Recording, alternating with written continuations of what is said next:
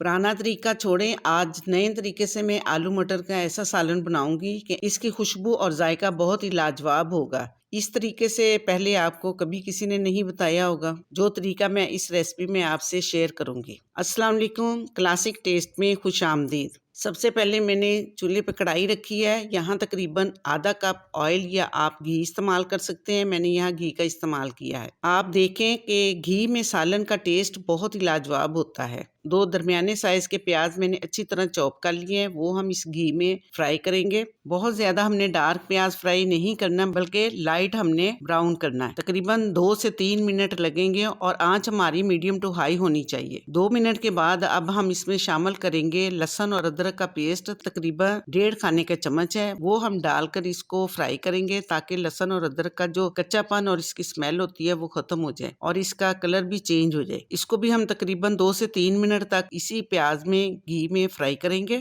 लहसुन और अदरक बहुत अच्छा फ्राई हो चुका है, तो अब हम इसमें शामिल करते हैं अपने दूसरे मसाले। यहाँ मैंने तकरीबन 1 खाने का चम्मच चॉप की हुई सब्ज मिर्च ली है, वो डालते हैं। सब्ज मिर्च डालने के बाद मैंने हल्का सा पानी का छींटा दिया है ताकि मिर्च का कलर खराब ना हो। अब हम इसमें शामिल करते हैं 1 अदद टमाटर बारीक काट लिया गया है, वो डालते हैं और इसको भी लाइट सा हम फ्राई करेंगे ताकि टमाटर सॉफ्ट हो जाए और मसाले के साथ अच्छी तरह मिक्स हो जाए। जब हम साथ साथ भूनते जाएंगे, टमाटर का पानी भी रिलीज होगा और उसी में प्याज कुछ गल जाएंगे। अब हम इसमें खुश्क मसाले शामिल करते हैं। 1 टीस्पून खुश्क धनिया क्रश किया हुआ है, 1/2 टीस्पून हल्दी और 1 टीस्पून सुरख मिर्च पाउडर है, 1 टीस्पून नमक, 1/2 टीस्पून साबुत जीरा। नमक और मिर्च आप अपने टेस्ट के मुताबिक इस्तेमाल कर सकते हैं। अब ये मसाले डालेंगे और साथ ही हल्का सा पानी का छींटा देंगे, क्योंकि फिर अगर हम पानी न डालें तो सुरख कलर खराब हो जाता है। तो इसको जब भी सुरख मिर्च डालें तो हल्का सा पानी का छींटा लाजमी दें। देखें इससे कलर कितना रेड रेड आता है सालन का। अब इन मसालों को भी हम भूनेंगे थोड़ा सा। तकरीबन 2 से 3 मिनट हमने मसाले डालकर भूना है। अब यहाँ आधा कप हम पानी डालेंगे ताकि प्याज सॉफ्ट हो जाए और इसको ढांप देंगे 5 मिनट तक। माशाल्लाह 5 मिनट के बाद देखें जो हमारे प्याज थे वो बिल्कुल गल चुके हैं, सॉफ्ट हो गए हैं और इसका मसाला कितना अच्छा तैयार हो गया है। अब इस पॉइंट पे हम अपनी सब्जी डालेंगे।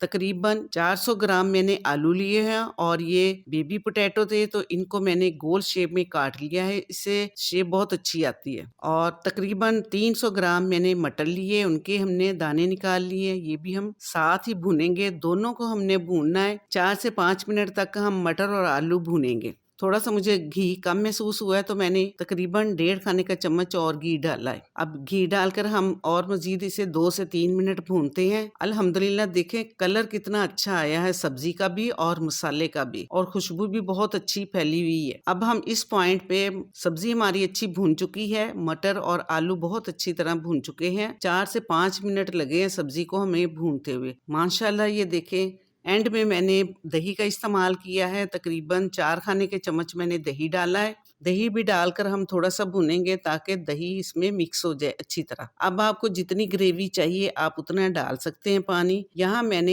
1 कप पानी डाला है और इसको हल्की आंच पे हम ढक्कन देंगे ताकि घी अच्छी तरह से निकल आए। माशाल्लाह घी भी निकल आया है और सब्जी भी अच्छी तरह गल चुकी है। अब एंड में हम 1/2 टीस्पून काली मिर्च और 1/2 टीस्पून गरम मसाला डालते हैं। आखिर में हम सब्ज धनिया और सब्ज मिर्च का इस्तेमाल करेंगे। एक और यूनिक चीज जो इसमें सबसे ज्यादा अच्छी और मजेदार लगेगी, उबले हुए अंडों का इस्तेमाल। यहाँ मैंने 3 अदद अंडे उबाल लिए हैं और इनको गोल शेप में काट लिया है। माशाल्लाह ये इतनी मजेदार और टेस्टी रेसिपी हमारी तैयार हुई है। देखने में भी बहुत खूबसूरत लग रही है और खाने में तो इसका जायका ही लाजवाब है। अल्हम्दुलिल्लाह आलू मटर और उबले अंडों का सालन ये देखिए कितना मजेदार तैयार हुआ है। अगर आपको मेरी ये वीडियो पसंद आई तो इसको लाइक और शेयर करना, मेरे चैनल को सब्सक्राइब करना और बेल आइकन जरूर प्रेस करना। नेक्स्ट वीडियो तक अल्लाह हाफिज।